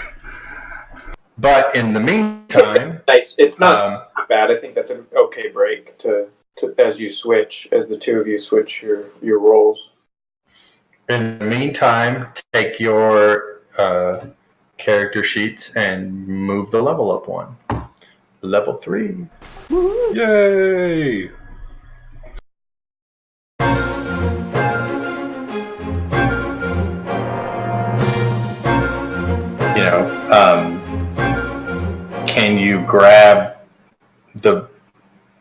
Can you grab a full suit of armor on a body plus a sword plus I guess anything else that's there that you'd want to take and not get pinned? I guess if the armor is on the corpse, right? There's a body in it. It's basically a body with, she's holding it, both hands on the hilt, kind of the length of the, hilt towards the head, sword towards the leg, feet kind of thing. I'm gonna say there's no way I could doff all that armor that quickly, but I can totally snag that sword and GTFO. Or if you guys are feeling froggy, go down and clear it out. Anybody with me? I mean, Anybody want to take a lot of dash actions with me? I'll watch your stuff for you. Quinn appreciates what you're trying to do, but really doesn't want to have any part of it. I was given a sign that it would be a really bad idea while we were in that room to take that. That's why I closed the sarcophagus. But to be fair, you're good, not evil. True. I'm not evil. I'm neutral. Neutral. I think the Red Flames, they were very efficient people. If they were robbers, they killed them. If they were monsters, they killed them. If they were allies, they would use their armor and their weapons. Fallen in battle, they would take them. They were very efficient.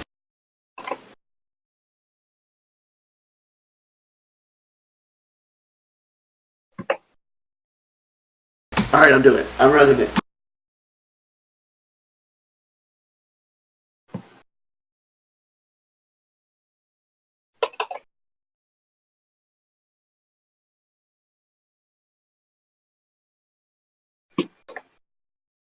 I'm making sure we use the path. Doesn't have any traps. We cleared them out. So it says here the sarcophagus is sealed, but can be opened.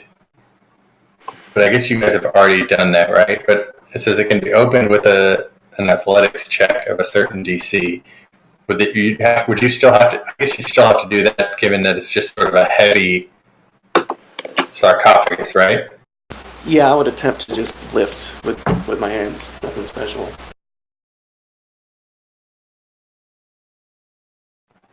Roll me a strength check. Athletics check. Athletics check, sorry. Well, that's still strength, right? I guess it... He's proficient, so it'd be like a +2 to his strength. If he's proficient.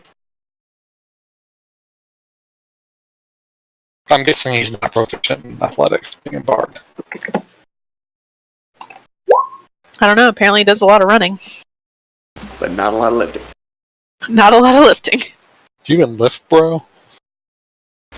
I am so not swole.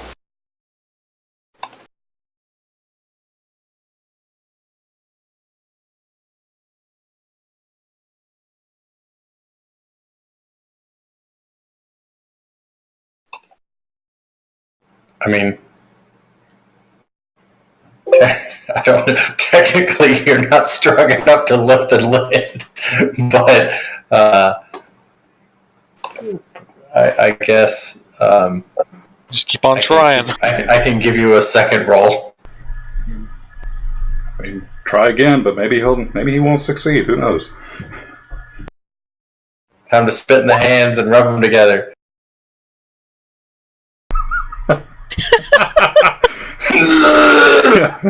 The gods are not smiling upon you. I think it's a sign. I sullenly walk back to the group empty-handed. If you guys do want to go, I can tell you what the encounter would look like if you guys want to make that call. I don't want to go fight it. They're not evil. I don't really want to fight it. I think Siona was right on this one, guys. A+ for effort, though. Can I just? Is there anything that I eventually can do to get that stuff? Like Probably later junk. on. Given that it's like level 1 to 3 characters, or characters levels 1 to 3, it's gonna be like a +1 sword at best. Hold on. Let me look. Does my oath affect it, or?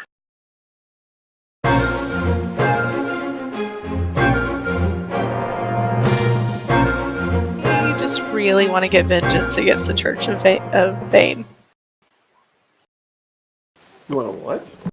Get vengeance against the Church of Bane, the enemy of the sacred. Is it the Red Flames? The red flag. She's feeling divinely inspired, given everything that you've gone through and learned in the last, week. Eldon is just minding his business, tending to the horses. Quinn, I guess, is going to polish his spell book over here. Is that what you call it nowadays? That's what the kids are calling it. It's so big. Maybe while I'm thinking this over, I just want to start a discussion about how we all feel about what happened to our homeland. I will never understand it. How the Red Flames, on the surface they granted parlay to this unknown group of people. Then the next day they're raising the entire world. I won't stand for it. This is not what they would have wanted.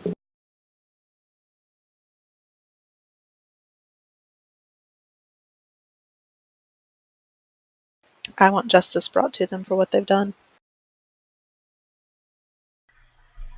There does seem to be a relationship. It doesn't seem like, from talking to the Baron, that the Church of Bane is doing any kind of good in this land either. Doesn't seem like it.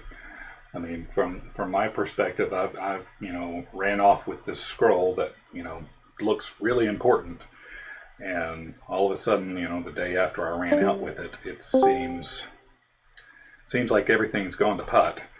I'm not sure if there's a direct correlation between that, but something deeper is going on, and I want to understand it to the best of my ability.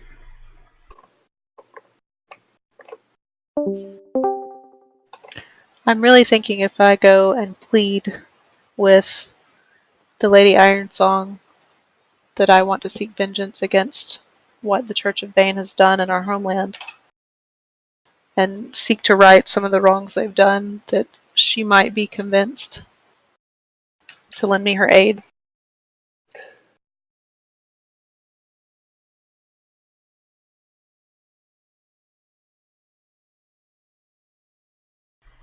Well, seeing as when Raziel showed Lady Ironsong the red flames outfit, the crest, it seemed to assuage her vengeance the first time.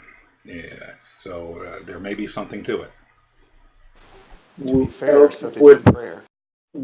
would my knowledge of religion allow me to know a prayer that we could ask for her favor? So, Ash, yeah. there's a DM channel now that only you can join, and you can drag people on there with you. Gotcha. All right. So, thinking about how this is, you know what, Siona? Based on what I know and what I've seen in my time at the Tower of Light, and the fact that I have this, I'm going to join you. If you want to go into the tomb, I want to go in with you. I think I can help you. I think your chances will be improved. And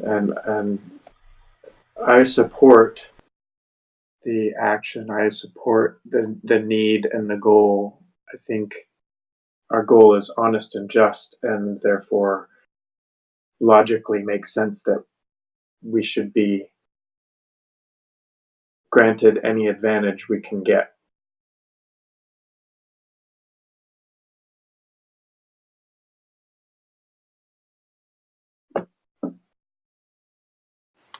Who else will go with me? As far as I know, the Church of Bane and the Red Flames are mortal enemies, and that's good enough for me. I'll hang around and help y'all guys out, but I'm not pledging myself to anything at the moment.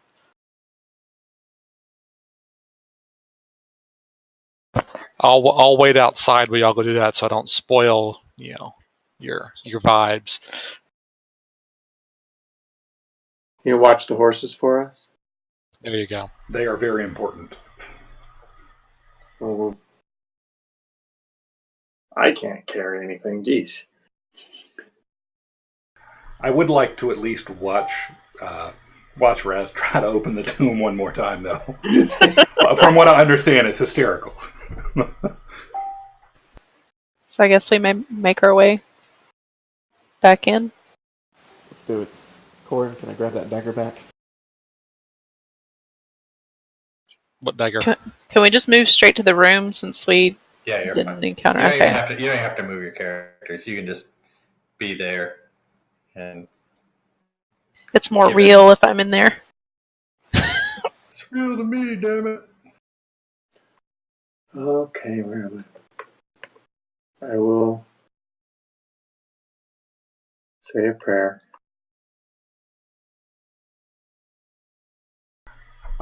But I'm getting away from this damn tapestry, though. Last time, that just sucked.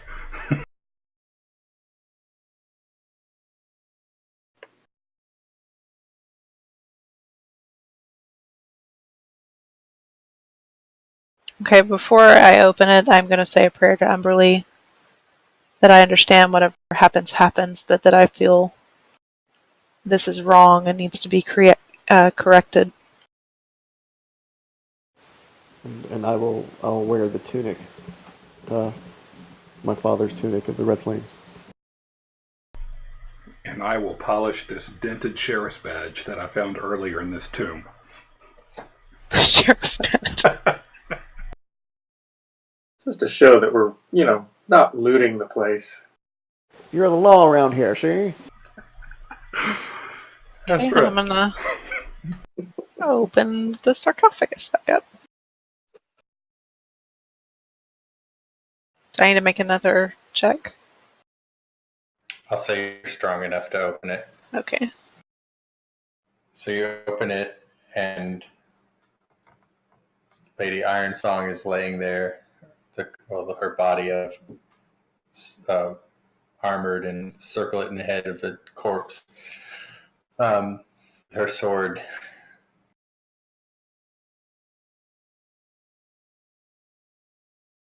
So I'm going to start telling her a story of what happened that day. Give her all the details.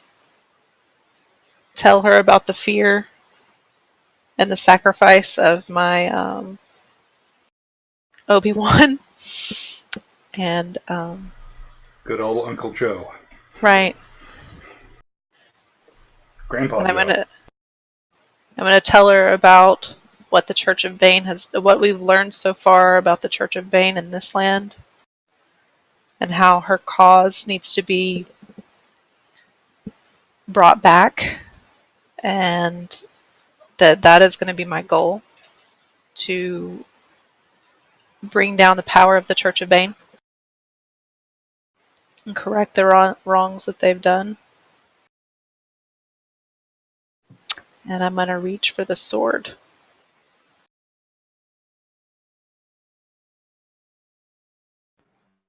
As you reach for the sword, you guys are all sort of kind of around.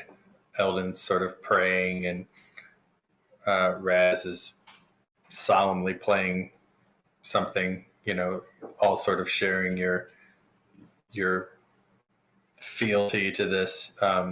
The spirit of Lady Ironsong kind of rises back up out of the body and kind of turns to, kind of hovers over you, or over the tomb, sort of the sarcophagus, kind of looking at you, and sort of, looks at you and looks all around and sort of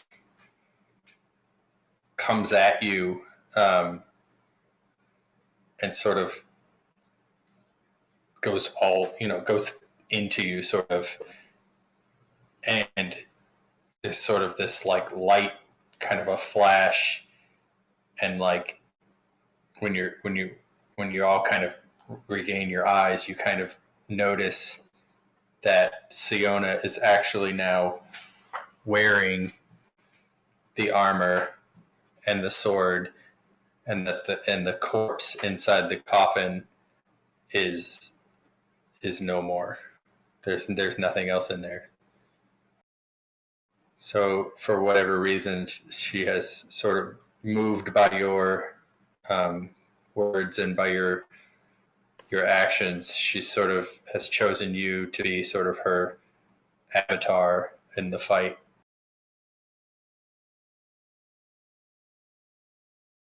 I just say thank you.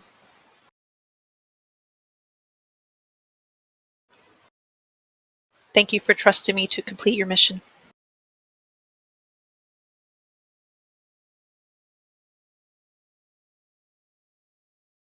So you guys all sort of stand around, kind of reflecting on that for a few minutes, and finishing up sort of your ceremony of sorts, and then you kind of head out.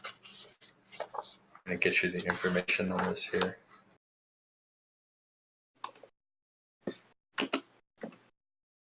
As they sort of exit Corin, you see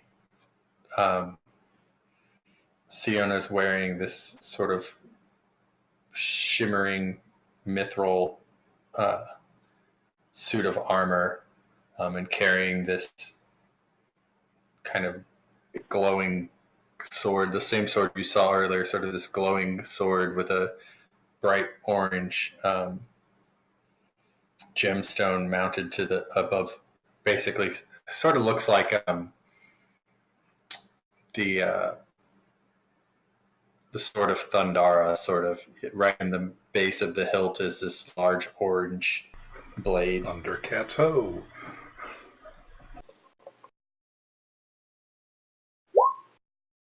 So it's mithril scale mail, and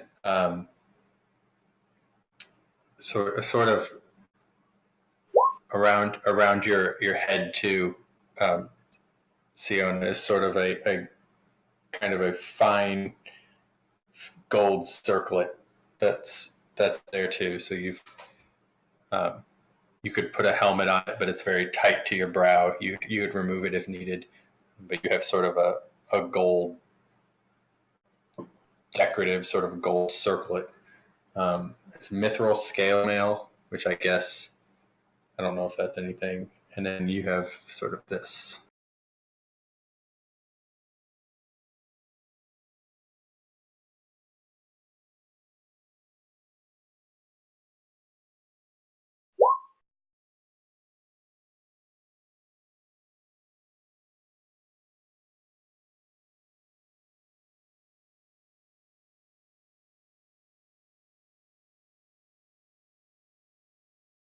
I thought she had a sword.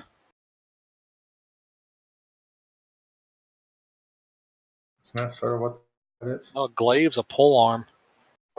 Well, and make it a long sword, whatever. I thought it was a sword. You're Looks looking like a for, long. you're looking for a two-handed sword? No, one. A glaive is typically a 1.5 foot long blade on the end of a 7 foot long pole.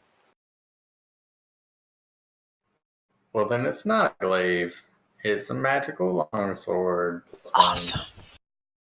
Although glaive does sound cool, but So we all Thought magically it was- want I to wouldn't get a transform? bonus for it.